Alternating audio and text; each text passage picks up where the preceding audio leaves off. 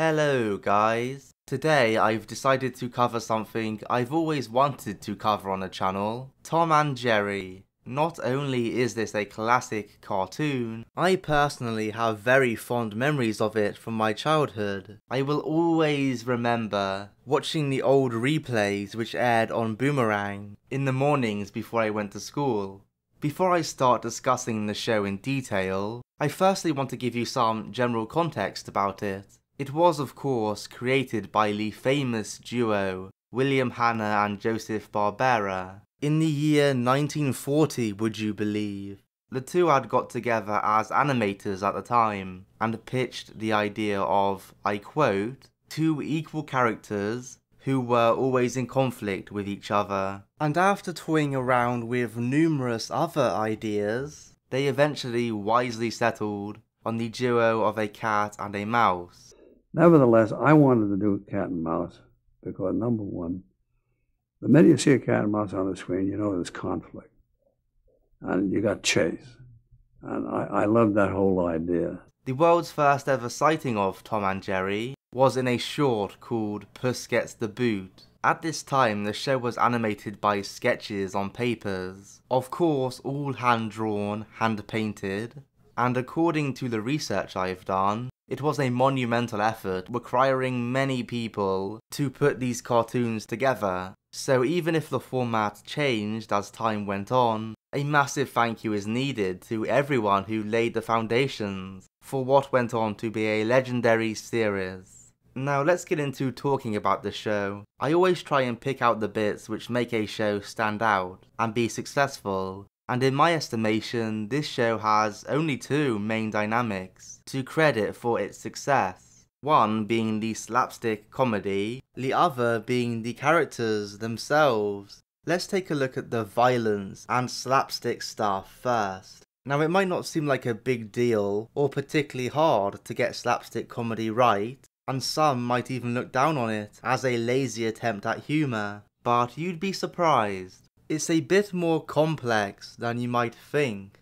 A lot of shows over the years have tried and failed to get it right, and in modern times, TV shows and movies have a lot more resources at their disposal to either try and make the violence seem more realistic, or be overly flash, with all kinds of fancy animation and explosions. Tom and Jerry, and indeed all the cartoons around this time period, did not have this luxury, so they had to find different ways to make the audience feel connected to what was going on. The way they did it here was to simplify things and focus on making the pain feel as hard-hitting as possible, trying to make it feel like what the characters were going through was also connecting with the audience. Whenever Tom gets hit in the head with a frying pan, or steps on a rake for example, it's accompanied by a thudding sound, which helps get across the impact of the collision. Sometimes they even go further and have the object leave an imprint on a character's head. This does make us as viewers subconsciously feel the impact more. I often remember thinking to myself, wow, Tom really got clobbered there. It's clear that people making the show understood how to make the audience feel something when it comes to our instant pain reflex. There is a ton of variety to it as well. I mean, the dog losing his teeth, biting on a pole, looks about as painful as it gets. Same with Tom getting poked with a needle. Of course, most of these moments come with the trademark scream as well. Here are some of the most famous of them.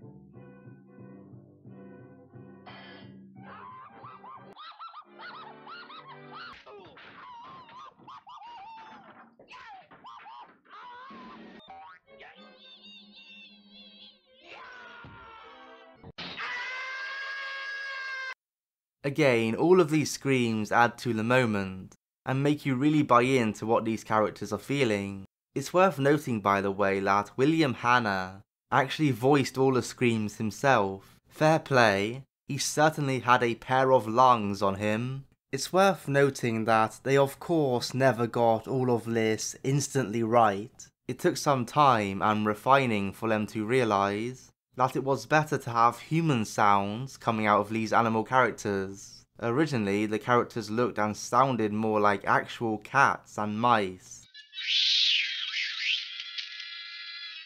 Of course, it was wise for them to change this. As human beings, it's more relatable for us to hear human reactions. Also, who really wants to hear a cat in pain? One final thing which makes the characters getting hurt actually work was that most of the time, the aggressor in a given scene is the one getting hurt, which is usually Tom, but on occasion it's Jerry when he oversteps his boundaries, and sometimes it's a completely different guest character, but whoever it is, it comes across more as the characters getting some karma and comeuppance, rather than them being hurt for no reason. Now I hope I've managed to get across why the slapstick worked, but ultimately, even if the action is well done on a technical level, no one will care if we don't care about the characters it's happening to. This is where the second reason the show works so well comes into play. Let's now take a look at the characters of Tom and Jerry. I have already touched a little bit on Tom and Jerry themselves, and I think anyone who is even slightly aware of this show knows their rough personalities, but I will still try and get into the nuances of how they work together and complement each other so well, of which there are surprisingly many.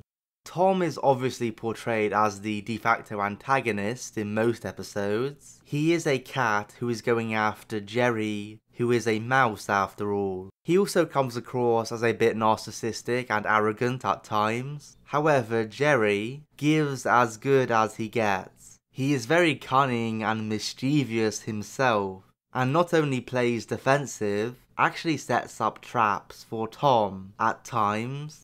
This is crucial to the show in my opinion. It sets up their whole relationship, their whole dynamic, more like a never-ending competition, rather than one of them always bullying the other. Sometimes you even got the sense that it was a friendly competition, because they often never went as hard at each other as they could, and they even team up on occasions. Tom and Jerry are actually very formidable when they have to work together, so this is yet another layer to their relationship. Needless to say, having all of these plot points at your disposal is much more effective than just Tom chasing after Jerry in the exact same way every episode. Regardless of the episode structure though, Jerry gets the upper hand most of the time, given that he is more cunning, and possibly just smarter than Tom in general. But that makes the rare times where Tom gets the win all the more sweeter. This ending, for example, is one of my favourites.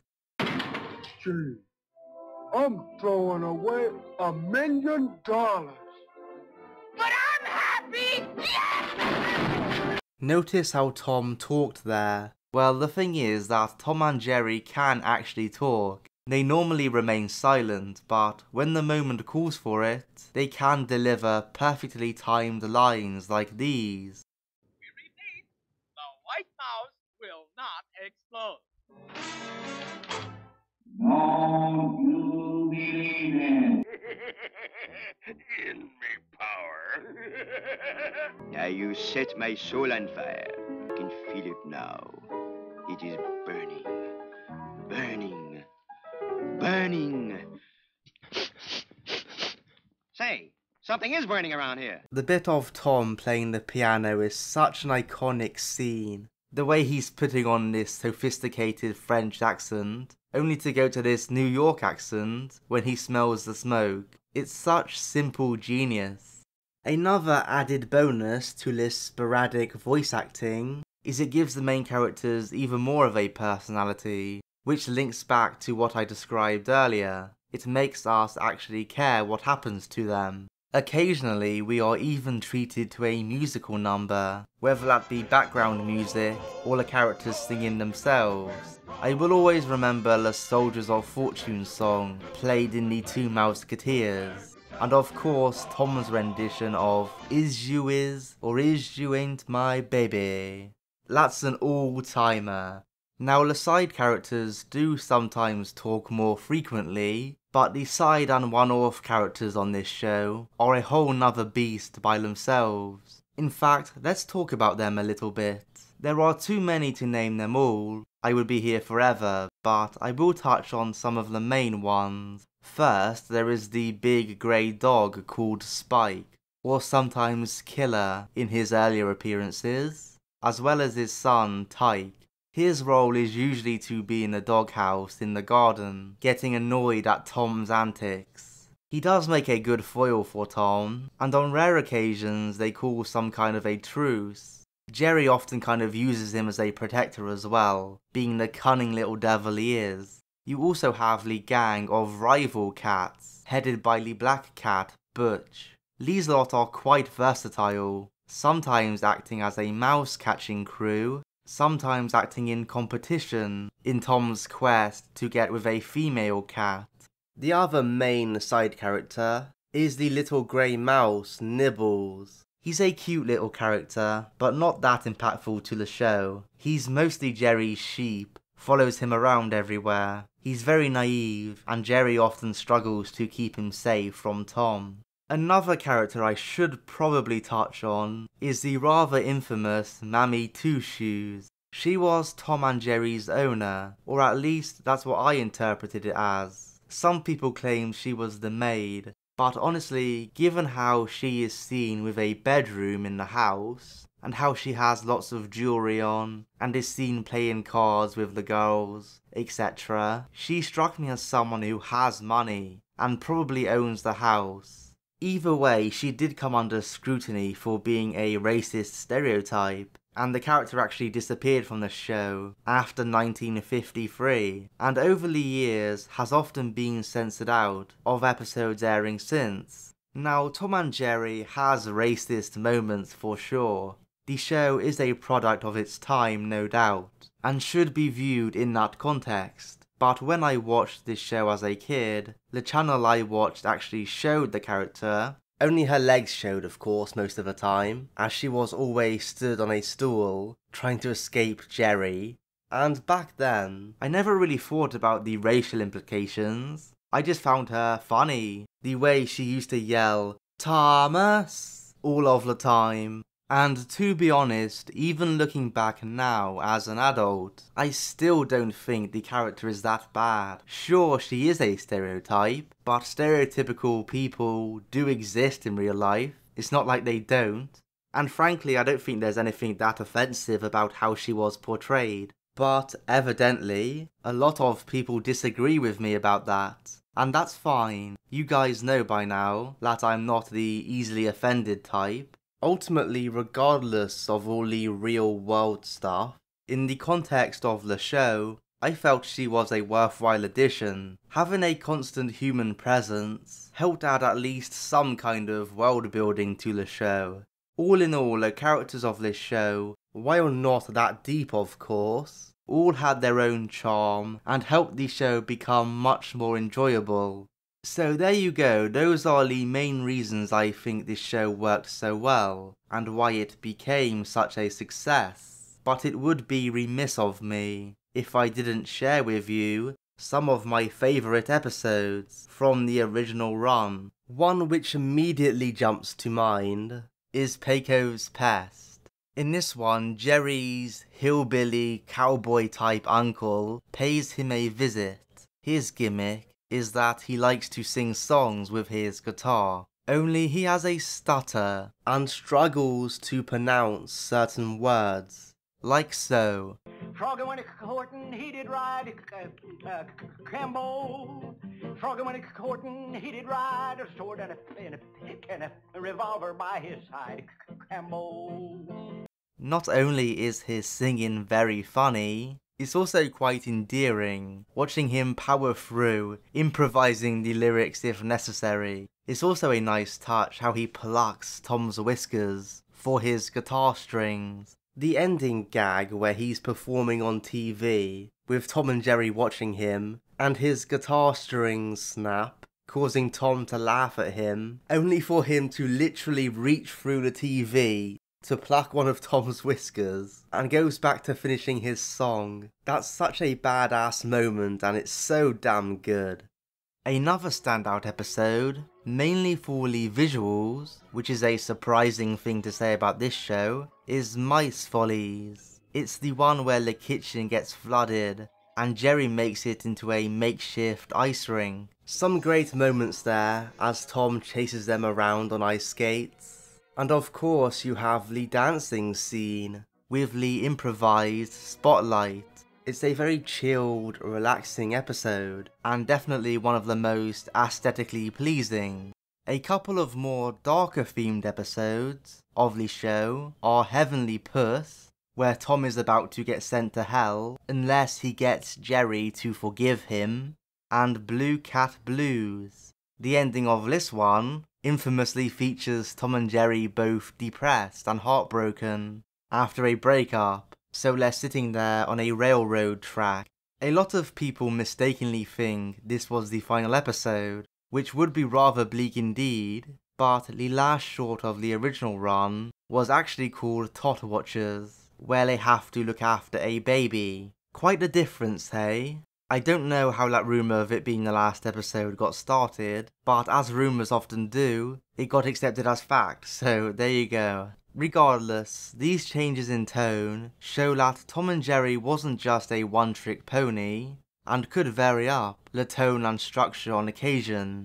I know there are so many great episodes from the original run which I've missed out. I'm trying to show some of my personal favourite moments in the background, but please leave me your favourites in the comments, so we can reminisce about the show together. By the way, for anyone wondering, no, I am not going to touch on the many sequels and reboot shows the franchise has had over the years. There are too many, and frankly, I don't think any are as good as the original. The franchise is even getting milked with some gimmicky movie adaptations nowadays. I mean, the first movie was enough. We don't need dozens more. I will at least say that I liked the Money song from the original Tom and Jerry movie, for what it's worth, as well as the meme-worthy moment, "We've got to have money." There you go. Why risk a copyright strike when you can attempt an evil British accent yourself?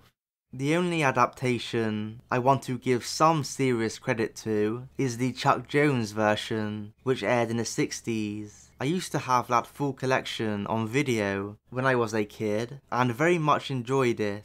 It wasn't quite as iconic as the original, and I didn't like the character designs as much, but the show clearly knew the soul of Tom and Jerry and what it was all about. They both had pretty much their original personalities intact, and that show also tried some experimental episodes from time to time. I remember the one where Tom and Jerry had their own robot versions of themselves. Again, if you have any experiences of watching the Chuck Jones version, please feel free to share them. I'm going to wrap this video up here, guys.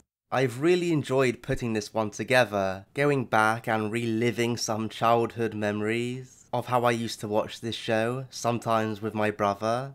Even my mum likes this show. She not only used to watch it with me occasionally, she can actually remember watching it even when she was little. In fact, I'll have to tell her that I'm making this video now. Hopefully it will give her a bit of nostalgia as well. This is truly a series which transcends multiple generations, and its legacy will forever live on.